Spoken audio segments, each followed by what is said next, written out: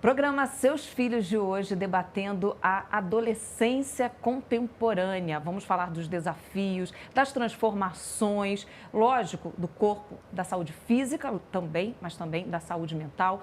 Como é que essa adolescência acontece nos dias de hoje? Essa hiperconexão tem impacto na vida desses jovens? Tudo isso em debate aqui no nosso programa nos próximos minutos. Eu, Thaís Dias, fico na sua companhia e ela também, a minha companheira, Roseli Saião. Tudo bem, Roseli? Tudo bem, Thaís? Que prazer enorme falar com você novamente. E hoje não estamos sozinhas, falamos direto aqui da Sala Digital, uma parceria da Band com o Google. Você pode também nos acompanhar pelo Dial, mas no nosso canal no YouTube com imagens. Hoje, por aqui, o ebiatra Maurício de Souza Lima, especialista em saúde de adolescentes do Hospital das Clínicas da Faculdade de Medicina da USP, a quem eu agradeço pela participação. Eu que agradeço, Roseli, Thaís, é uma grande honra para mim estar aqui falando com a Roseli, que é uma conhecida aí de muito tempo, sobre a adolescência. Do alto da experiência de vocês, o que marca a maior transformação da adolescência de hoje, de, por exemplo, 2, 3 décadas atrás? Nossa, eu creio que os dispositivos, né, que trazem a internet no bolso, eu acho que isso é uma grande transformação. Porque a minha geração, que é anterior à sua, eu sou do Baby Boom, né? A gente nem gostava de televisão, a televisão tinha começado no Brasil lá nos anos 50, por aí. A gente não teve uma infância habitada por telas, né? A nossa adolescência ainda foi de muita aventura, não tinha esse medo da violência urbana, então a gente saía à vontade, ficava pelas ruas. E sempre em grupos na adolescência, né? Porque o adolescente é essencialmente um ser que se agrupa, porque ele precisa substituir aquele grupo que o antecedeu, que era a família, né? Os pais. Então, hoje, dificilmente a gente vê isso, a não ser na escola, né? A escola é um lugar, assim, talvez o último lugar que certamente reúne os adolescentes. Alguns frequentam clubes, outros alguns bares, os mesmos bares. Agora, a escola, todos podem estar lá, né? Então, eu acho que essa é a diferença. Doutor Maurício, como é que o senhor enxerga? Eu vejo exatamente nessa linha que a Roseli falou, a comunicação mudou. Eu vejo que esse é um ponto fundamental hoje para a gente pensar. Porque esse grupo que a Roseli está falando, desde a Grécia Antiga, quando a gente pega textos de Aristóteles, século IV a.C., você tem nos textos já, olha, os adolescentes só andam em bandos, não respeitam os mais velhos, vivem tagarelerando por aí. Mas hoje, além de todas essas características, você tem a comunicação muito rápida. Então, chegam várias informações e muitas vezes eles não sabem o que fazer com isso. Existe aquela característica que é a onipotência do adolescente, aquele sentimento de invulnerabilidade, achar que com ele não vai acontecer. E isso tudo somado a uma comunicação que hoje muitos pais, às vezes, também não acompanham. Então, já que essa comunicação mudou, esse acompanhamento dos pais eu considero fundamental. Roseli, antes de chegar efetivamente na adolescência, é importante a gente trazer para essa conversa essa ideia de pré-adolescência, que eu sei que não gosta, porque a gente fala de um encurtamento da infância e você tem aquela ideia de viver plenamente cada fase, é isso? Exatamente. Eu tenho pânico, né, do pré-adolescente. Aí eu digo para os pais, olha, se vocês me permitirem chamar vocês de pré-velhos, aí eu aceito o pré-adolescente, né? Não, é que nós vamos ficar criando fase agora para entrar bem na adolescência, não sei se você concorda com o meu pensamento, eu creio que precisa terminar bem a infância. Concordo, né? Totalmente, Roseli. E a pré-adolescência aborta o final da infância. Já pula de uma fase assim. E olha, a quem interessa a existência da pré-adolescência? Eu não entendo essa expressão em português, porque em inglês, na língua inglesa, a gente tem a pré-puberdade. Aí eu entendo, porque para ter a primeira ejaculação, a primeira menstruação, é preciso uma ainda tímida fabricação de hormônios sexuais. Então, existe a pré-puberdade, mas a adolescência é um fenômeno sociocultural. Então, a gente pega crianças de 8, 9 anos, 10 anos e faz com que eles consumam vestuário, todo tipo de coisa que é dirigido para pré-adolescente. Então, quem ganha com isso? Só o mercado de consumo, mais ninguém. As crianças pedem, os pais pedem, a sociedade como um todo pede isso, né? E eu ia abordar do ponto de vista biológico, doutor, porque a gente ouve, eu tenho uma filha de 12 anos, por exemplo, e um de 8. Então, entre os pais nessa idade, a discussão é muito assim, olha, mas as crianças estão entrando na puberdade muito mais cedo. Tem a pré-puberdade. É de fato um fenômeno também que biologicamente está acontecendo? Essa puberdade está chegando mais cedo ou não? Tá sim, Thaís. E é muito interessante isso, né, que a Roseli falou e a sua pergunta, inclusive, porque a adolescência, segundo a Organização Mundial da Saúde e o Ministério da Saúde do Brasil, ela começa, critério cronológico, aos 10 anos de idade. Então, você já tem uma adolescente em casa, que você falou que ela tem 12 anos, 12. Então você já tem há 2 anos, segundo os critérios, né, do Ministério da Saúde. E a puberdade são as transformações físicas que acontecem na adolescência. Para as meninas, o primeiro sinal de entrada na puberdade é o desenvolvimento do broto mamário, dos seios. E ele acontece geralmente 2 anos antes da primeira menstruação. Então, uma menina entrar em puberdade hoje, aos 10 anos de idade, crescer os seios, é perfeitamente comum. Por quê? Porque a primeira menstruação acontece aos 12. Essa é a média que a gente tem hoje em dia. Primeira menstruação aos 12. Mas tem aquelas meninas que, por exemplo, menstruam aos 10. E isso não é considerado puberdade precoce. E o desenvolvimento do broto mamário para essas meninas começa aos 8. Então, você veja bem como a coisa está, né? Diferente. Ela ainda não é uma adolescente, pela definição cronológica, mas ela já entrou em puberdade. Né? Só fazer aqui um apêndicezinho que é interessante. Para o Estatuto da Criança e do Adolescente, para o ECA, então, pela lei, a adolescência é aos 12 anos de idade. Né? Começa aos 12 ali responder juridicamente pelos seus atos. Mas a gente tem sim, e a gente vem observando uma queda nesses índices. Então, em 1840, a idade da primeira menstruação era aos 17 anos ali, 17, que as meninas menstruavam pela primeira vez. Isso veio caindo, caindo, caindo, e hoje, como eu falei, é aos 12. Para os meninos, a primeira entrada na puberdade é o desenvolvimento do testículo, o volume testicular aumenta. Então, é um outro sinal que a gente vê que também está se antecipando. E com isso muda o comportamento, muda uma série de coisas, né? A grande questão é, por que isso está acontecendo? Então, várias pesquisas estão sendo feitas nesse sentido para determinar se esses padrões todos que a gente está discutindo aqui fazem com que antecipe. E aí causando, né, todas essas questões que a gente vê hoje. Roseli, por quê? Porque eu concordo plenamente com você. Quanto mais tempo essa infância for ali sedimentada, né, essa adolescência vai ser certamente mais estruturada. Exato. Né? Roseli, a gente falando dessa precocidade, né? Como o doutor explicou, hoje não dá nem para chamar de precocidade em alguns momentos, mas a gente fala de transformações físicas cada vez acontecendo mais cedo. É possível observar que muitas dessas crianças / adolescentes têm um comportamento de criança, mas um corpo já se transformando em adulto. Como é que fica a cabeça nessa hora? Porque eu converso com alguns pais e eles falam assim, olha, eu não sei se eu trato como criança, se eu trato como adolescente, eu fico ali meio perdido. Eles também agem como criança e como adolescente, e aí?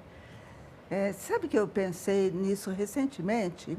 E eu estava tentando imaginar assim, por que hoje a gente observa melhor a mudança corporal aos 10, aos 11, e parece que antes não, né?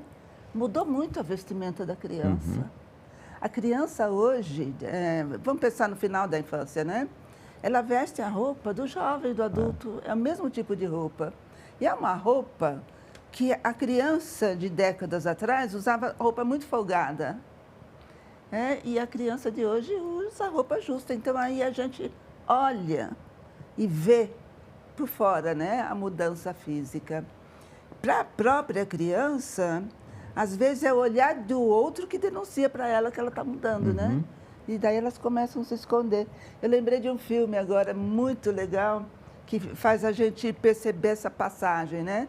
não sei se você conhece, Crescendo Juntas. Crescendo Juntas. É muito Seria bonito, interessante, porque é a história de uma transição da garota para adolescente, né? Da infância para a adolescência, acompanhada pela mãe, pelo pai, pelos avós, que são muito diferentes. É bem interessante. E o anseio por ter seio e a menstruação. E ao mesmo tempo que tem o anseio, tem essa coisa de esconder, né, Roseli? Isso. Porque às vezes está um calor danado, aí minha filha sai da escola de moletom. E aí eu, mas por que você está de moletom? Ai, mãe, porque os meninos ficam olhando assim, estranho para mim. E aí elas tentam disfarçar, né, esse lado mais adolescente. Exato. Tem essa dicotomia. E do ponto de vista de observação da saúde mental, doutor, quando a gente estava olhando para essa fase de transição, deve ser muito difícil mesmo. A gente acaba esquecendo quando vai crescendo, mas é desafiador, né? Passar por essa transição. Inclusive hoje, né? Se a gente pensar, Thaís, está tudo mais rápido, né, Roseli? A internet está mais rápida, as inteligências artificiais respondem de uma forma mais rápida e eles estão acostumados com esse mundo sem tanta paciência como a gente tinha, porque tem coisas, a fruta para amadurecer na árvore, ali no pé, ela vai demorar o tempo dela, né? E eu percebo que muitos jovens acabam não tendo essa paciência e isso pode trazer um grande problema depois, porque quando não vem na hora que a pessoa quer, esse imediatismo que a gente chama, aí vem um descontentamento, vem uma frustração. Então, eu vejo que muitos pais acabam falando, e agora? O que eu devo fazer? Eu devo ceder? Porque ele não para. Então, esses momentos mais de imediatismo, eles estão cada vez mais comuns. Mas eu acho que a gente tem que pegar e voltar um pouquinho, segurar um pouco esse tempo, porque não dá para apressar determinadas coisas, né? E aprender a lidar com isso, né, obviamente. Concordo plenamente. Queria trazer aqui uma ideia que vocês mencionaram rapidamente no último bloco, que falava da questão de viver com plenitude cada fase. E hoje a gente fala de síndrome de Peter Pan ou mesmo de uma adolescência prolongada.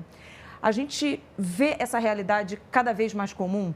A gente gravou um programa, doutor Maurício, recentemente, com universitários. E os professores falando, olha, tem pai que vem aqui, bate na nossa porta e pede para mudar a nota. E intermedia ainda essa relação acadêmica do aluno com o professor. Como é que vocês enxergam essa ideia de adolescência prolongada e a que vocês acreditam? Começo com o nosso convidado, doutor Maurício.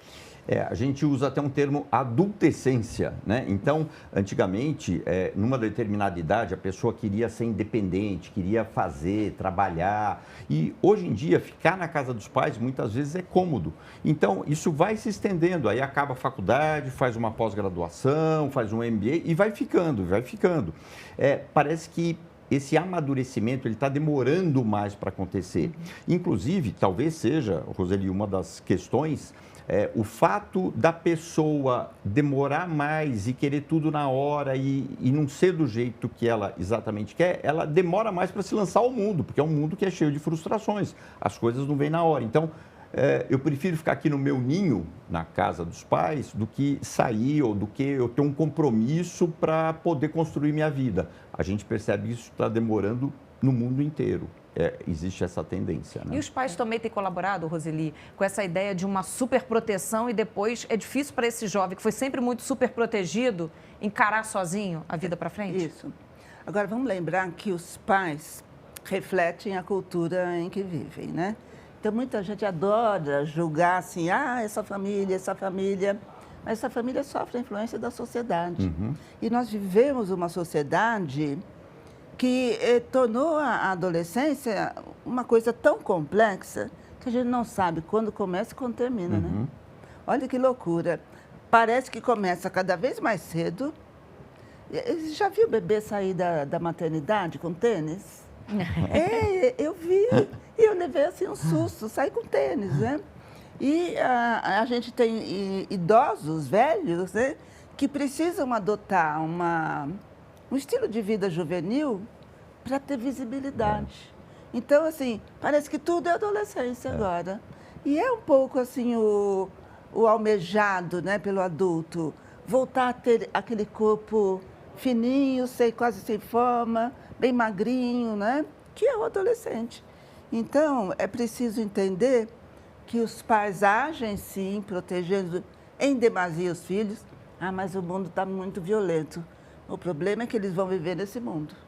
E se eles não aprenderem a fazer avaliação de risco, a se proteger desse mundo, eles não vão conseguir nada, né? Então, é importante que a gente aproveite a adolescência para tutelar os filhos na aquisição da administração da própria vida. Então, a gente vai assim, antes era tudo dos pais, né? Agora a gente passa um pouco para ele mesmo e fica por perto para saber se ele administra isso. E até complementando, é que eu lembrei agora de um exemplo, um paciente que ele estava reclamando, ele entrou na faculdade, primeiro semestre, começou agora, mas a reclamação dele é que, assim, ele estava pensando em parar, trancar ou mudar de curso, porque ele não estava aguentando 2 matérias que eram muito chatas na faculdade. Então, peraí, ele acabou de entrar. Cadê a resiliência?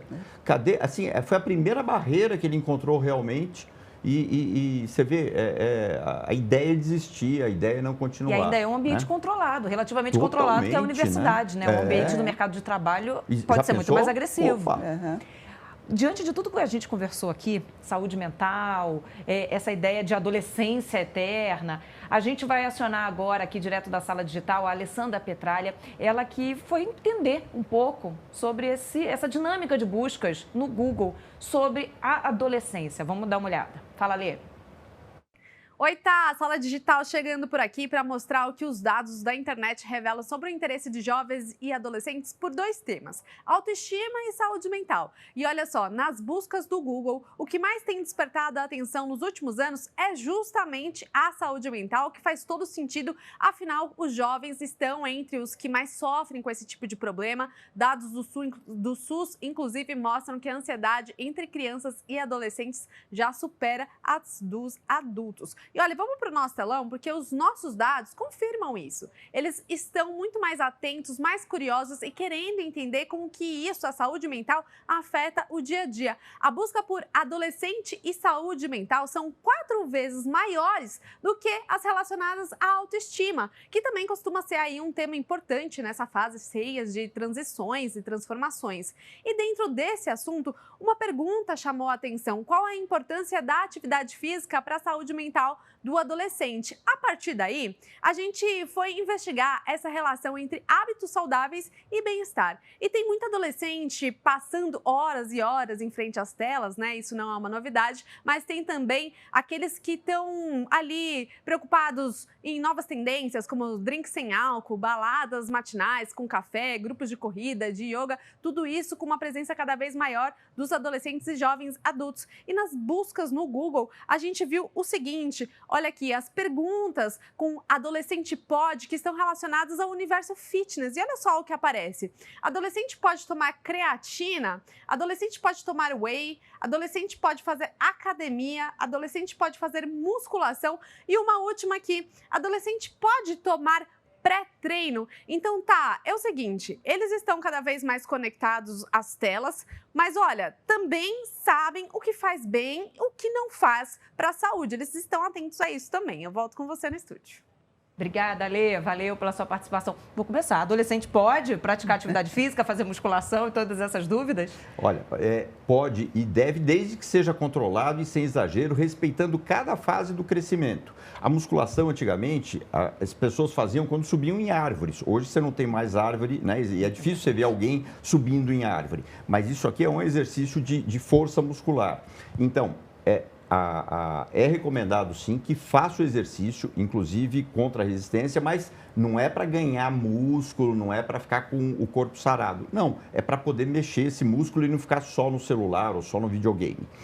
Em relação à creatina, suplementos, a proteína, a base é uma alimentação saudável: arroz, feijão, carne, frango, peixe, tomate, né? Legumes, verduras. Então, essa é a base. Agora, o suplemento surgiu para atletas que não conseguiam ingerir aquela quantidade de carboidratos, de energia, para ter uma alimentação saudável. Então, você suplementa. Não é todo mundo que precisa de uma grande quantidade proteína, por exemplo, para tomar whey protein, para poder fazer o exercício. Não, isso não é necessário. Você tem que ver cada caso e mais. Respeitar, não é só a idade, não. Você fala de um adolescente de 14 anos, ele pode ser muito diferente de um outro que ainda não entrou na puberdade. Então, você precisa ver realmente as necessidades energéticas de cada um.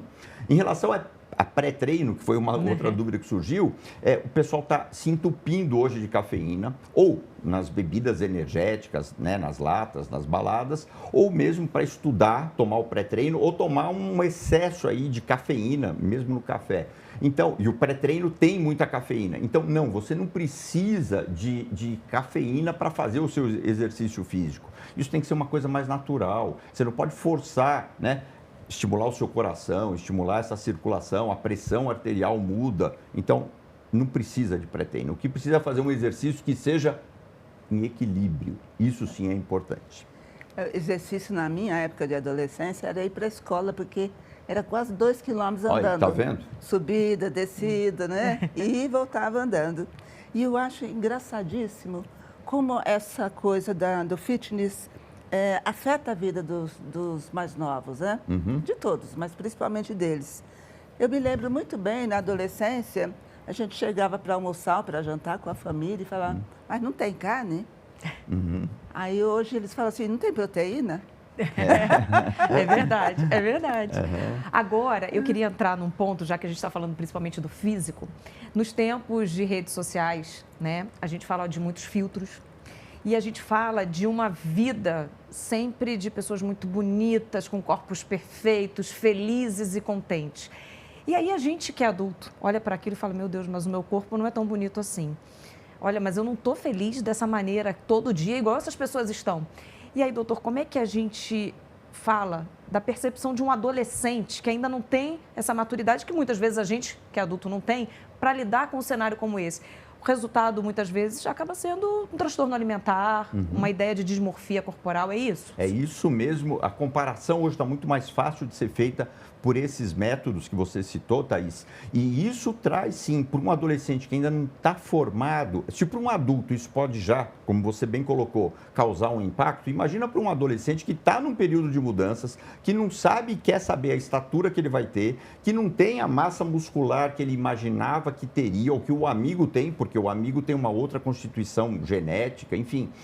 Isso traz uma insegurança muito grande. E essa insegurança vai aumentando e, sim, atualmente é um outro ponto que os pais têm que ficar muito atentos a esse tipo de como o adolescente lida com essas diferenças e com essas questões. Por quê? Porque a gente está vendo aí o resultado que foi mostrado, né, das pesquisas, com ansiedade aumentando, depressão aumentando, coisas que a gente via um número muito mais reduzido. E quando a gente fala em transtornos mentais, até os 15 anos de idade, 50% dos casos de transtornos mentais, no adulto inclusive, começam até os 15 anos de idade. Então, é uma oportunidade de ouro para a gente ficar atento para poder fazer alguma intervenção. Roseli, eu sei que você preparou uma dica que fala especialmente sobre autocuidado para esses jovens, né? A gente está discutindo aqui saúde física, saúde mental. Vamos nos aprofundar na saúde mental já, mas conta a sua dica. É bem interessante, é um trabalho do Ministério da Saúde. É tipo assim, uma oficina que serve para pais e filhos, mas principalmente adolescentes, para que eles aprendam a respeito do autocuidado. Então, há histórias em quadrinhos, é bem interessante. O adolescente vai gostar muito. Eu vou dar o endereço em que está isso, né? Porque daí é só baixar, está em PDF.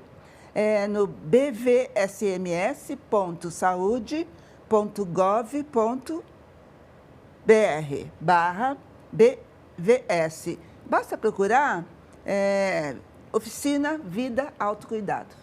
Então tá aí, Oficina Vida Autocuidado, que você vai obter essas informações e chegar nesse material sugerido pela Roseli.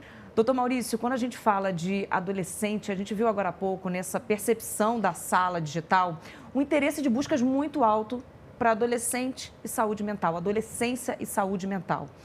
A gente conversa bastante, né, Roseli, sobre medicalização da adolescência, da infância e uma ideia de diagnósticos cada vez mais comuns. O senhor também percebe isso? Até uma ida das famílias atrás de algum diagnóstico, de entender essas transformações através de um transtorno, por exemplo?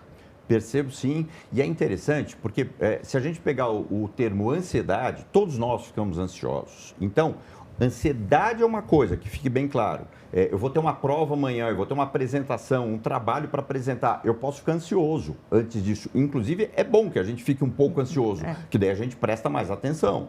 Agora, o transtorno de ansiedade, aí é uma outra coisa diferente, que aí sim você caracteriza uma patologia. Então, eu percebo que muita gente, só porque tem uma prova amanhã, acha que tem o transtorno de ansiedade e acha que precisa tomar um remédio. E acha que a solução está na prateleira da farmácia. E não está na pílula mágica. Então, de forma geral, todas essas questões relacionadas a diagnósticos para a saúde mental, elas precisam ter um critério muito bem estabelecido. Porque senão a pessoa fica com a ideia de que com uma pílula mágica você vai resolver tudo. Você vai emagrecer até o próximo verão, você vai ficar mais atento para fazer o seu trabalho, você vai diminuir essa ansiedade que você tem a prova amanhã, e não é assim, a gente sabe. Então, é prestar muita atenção e ter esses critérios. Roseli, a gente falou de medicalização, de transtornos, e essa questão da própria necessidade de rotular, né? Eu tenho uma ansiedade, ou a gente ouviu um jovem recentemente que falava, eu senti um alívio com o diagnóstico de TDAH. Isso gera uma angústia na gente, né? Porque precisar de um diagnóstico para se sentir aliviado consigo mesmo é preocupante. É muito. É uma ambiguidade muito grande que a gente vive. A gente vive no mundo da diversidade e a gente não suporta a diferença, né? Então, ter um diagnóstico é justificar a diferença. Então, há, assim, uma infinidade de crianças e adolescentes diagnosticados, inclusive por profissionais, né? Sem necessidade.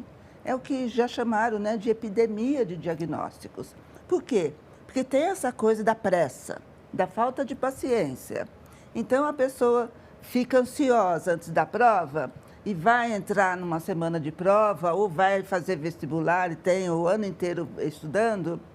Aí quase que chega assim, para o médico, inclusive, ou até para psicólogos, educadores.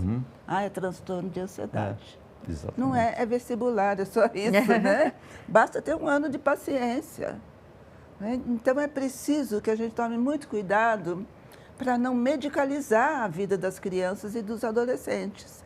E medicalizar não é apenas dar remédio, é entender, né, a vida deles usando o paradigma médico de juntar sintomas para tentar chegar a um quadro que será um diagnóstico e que daí dirige um tratamento. Não é assim a vida não, gente. Doutor, quando a gente fala de adolescência, né, é um turbilhão de transformação física, transformação mental, aí a cobrança por todos os lados. Quando que eu sei que algo foge da curva e que é necessário realmente um apoio, um suporte de um profissional de saúde, seja do ponto de vista, né, de um psiquiatra, um psicólogo, esse ebiatra ou esse pediatra que acompanha esse jovem já há muito tempo, pode ser essa referência para sinalizar? Pode sim, porque ele vai ter parâmetros, inclusive se ele já conhecer esse paciente, essa pessoa, ele vai ter parâmetros para saber até onde vai. Por exemplo, flutuação de humor na adolescência, é uma coisa comum. Chega da escola, está triste, está brigando, depois fez as pazes com aquela amiga que tinha acabado de brigar há meia hora. Então, existe uma flutuação de humor que é mais comum nessa fase da vida, própria da adolescência, descrito já há muito tempo. Se fosse num adulto, inclusive, essa flutuação de humor, a gente, aí mandava, brincando até, né, essa pessoa precisaria, sim, de um hospital psiquiátrico, por exemplo, né? Estou brincando, obviamente, mas é isso. Essa flutuação de humor, que é muito mais frequente na infância, ela deve ter na adolescência, ela deve ter um desconto. Agora, se você percebe que isso está criando atitudes que são, por exemplo, impulsivas, na escola, brigas, faltando com respeito, porque uma coisa é você ter uma flutuação de humor, outra coisa é você não respeitar ali uma autoridade, os mais velhos, enfim. E isso está acontecendo muito, né, que a gente vê até pelos jogos motivados aí, essa questão da impulsividade que eles precisam ter, e muitos pais reclamam da gritaria que existe dentro do quarto, né, quando eles estão jogando. isso está fugindo. E aí é bom, sim, a gente fazer essa distinção e até explicar para os pais que uma coisa, isso não, pode não ser um transtorno mental, mas é só uma falta de limites precisos que precisam ser colocados. Para quê? Exatamente para aquilo que a Roseli acabou de dizer, para a gente não medicar excessivamente, para a gente não fazer um diagnóstico que seja inadequado e a pessoa acaba entrando por um caminho que é totalmente torto, porque ela vai carregar isso para a vida dela o resto, né, dos anos aí que seguirão, e isso pode ser extremamente prejudicial. Eu tenho um exemplo, né, que eu tenho visto muito, não sei se você tem observado isso, muito diagnóstico daquele transtorno de opositor, como é que é? Transtorno opositor desafiador. Isso. O adolescente, ele precisa passar por essa fase. Por quê?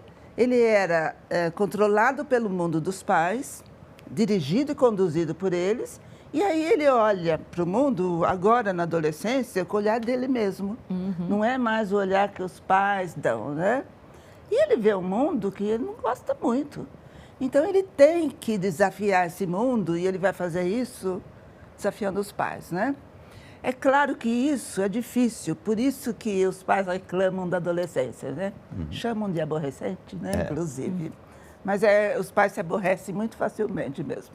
A grande questão há uma diferença fundamental entre essa fase e isso ser realmente algo que transtorna a vida da própria pessoa, que provoca sofrimento psíquico nela, né? E não nos pais. Agora, Roseli e doutor Maurício, eu queria ouvir os dois. A gente fala muito de uma dificuldade de se comunicar com esse jovem, né? O adulto, é muito como ouvir um pai, mas eu perdi esse canal de comunicação, agora é só ruído, eu respondo e tomo ali um fora e eu não consigo chegar mais no meu filho. Como estreitar minimamente para que essa conversa seja respeitosa, para que quando precise, por exemplo, de uma orientação, que seja assim, com quem eu posso falar sobre esse assunto, que não seja esse pai, essa fonte. Como é que a gente chega no filho de uma forma mais próxima, não necessariamente íntima, mas mais próxima? É preciso cultivar isso, né? E cultivar desde a infância. Basicamente, construir uma relação de confiança. A gente sempre gosta de confiar nos filhos, mas eles que precisam confiar na gente. E eles vão confiar na gente se a gente for sempre transparente, honesta com eles, não considerar os argumentos deles, mesmo que infantis, como bobos, mas sim que são de criança, próprios de criança, né? Se a gente ouvi-los, mas ouvir não significa escutar só, né? É trabalhar com aquilo que ele disse, devolver a questão que ele me trouxe, né? Então, aos poucos, os filhos vão percebendo que você é uma pessoa de confiança. Na adolescência, isso vai sofrer um choque. Mas, aos poucos, com o desenvolvimento, eu acho que isso dura até os 15, 16 anos, que eu acho a fase mais perigosa da adolescência, né? Que é esse, cheguei e posso tudo. Aí começa a amadurecer e, a partir daí, pode voltar a conversar com os pais sem aquela sensação de que eles são meus inimigos, né? Mas agora podemos conversar de pai para filho mais na boa. Então, também os adultos pais precisam ter um pouco de paciência. E tem a ideia também, eu quero ser muito amigo dos meus filhos, eu quero saber todos os detalhes da vida dele. E aí começa a vida sexual. Meu filho não me contou que transou pela primeira vez. E aí gera uma angústia nesse pai. Não é necessariamente esse nível de aprofundamento, mas é saber que esse pai está ali, doutor.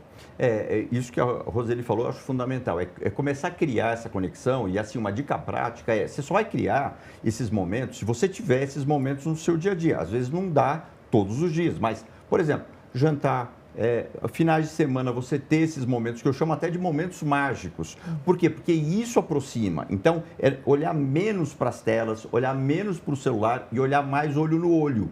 Isso é fundamental para criar essa conexão. E eu vejo que os pais que conseguem, as famílias que conseguem essa conexão, a hora que o filho tem ali uma questão, eles vão procurar aquele olhar. Agora, você precisa treinar isso. E a gente fala dos adolescentes não ficarem tanto tempo nas telas, a gente precisa lembrar também que muitos pais acabam ficando muito tempo nas telas e isso quebra essa ligação que a gente está falando aqui que precisa ser construída.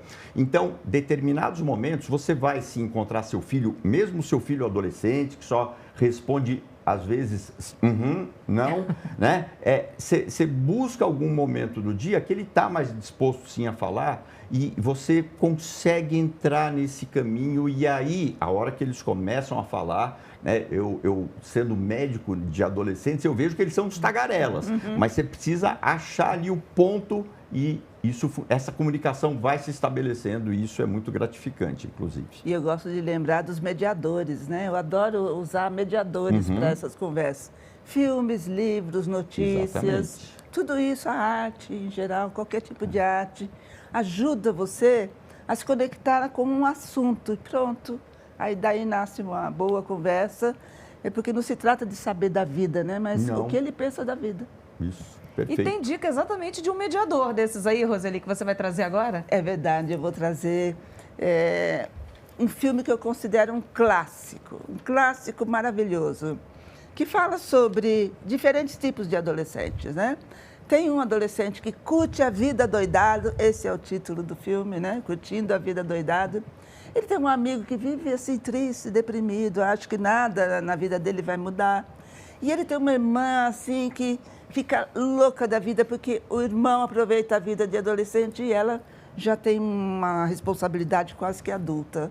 Então, eu sugiro que os pais assistam esse filme junto com os filhos, conversem, porque é bem interessante você perceber que é o tempo na vida de curtir a vida doidado. E a gente curtiu demais esse programa Seus Filhos, tratando da adolescência. Se você quiser participar conosco, anote aí o nosso e-mail, seusfilhos@bandnewsfm.com.br. Te convido a ouvir mais uma vez, a compartilhar o nosso programa, que fica disponível no nosso site, no canal do YouTube da Band News FM e também nos principais tocadores de áudio. Agradeço a produção do Eduardo Frumento, a sonorização do José Antônio de Araújo, a equipe da Sala Digital, o Ceni de Araújo, também conosco a Alessandra da Petralha, sempre participando, agradecendo um beijo especial para todos eles e o nosso carinho para você, nosso ouvinte. Mas hoje o nosso beijo especial é para o nosso convidado, o ebiatra Maurício de Souza Lima, que trouxe muitas inspirações, muitos conhecimentos para a gente. Obrigada, doutor. Eu que agradeço aí o convite, um prazer estar com vocês. E o meu carinho especial sempre para ela. Um beijo, Roseli. Até a próxima. Beijo, Thaís de volta, adoro essas conversas. Super grata de poder rever você e conversar com você. Eu que fico muito agradecido, Roseli. E um beijo carinhoso para os nossos ouvintes. Continue ligado, Seus Filhos, você só ouve aqui na Band News FM.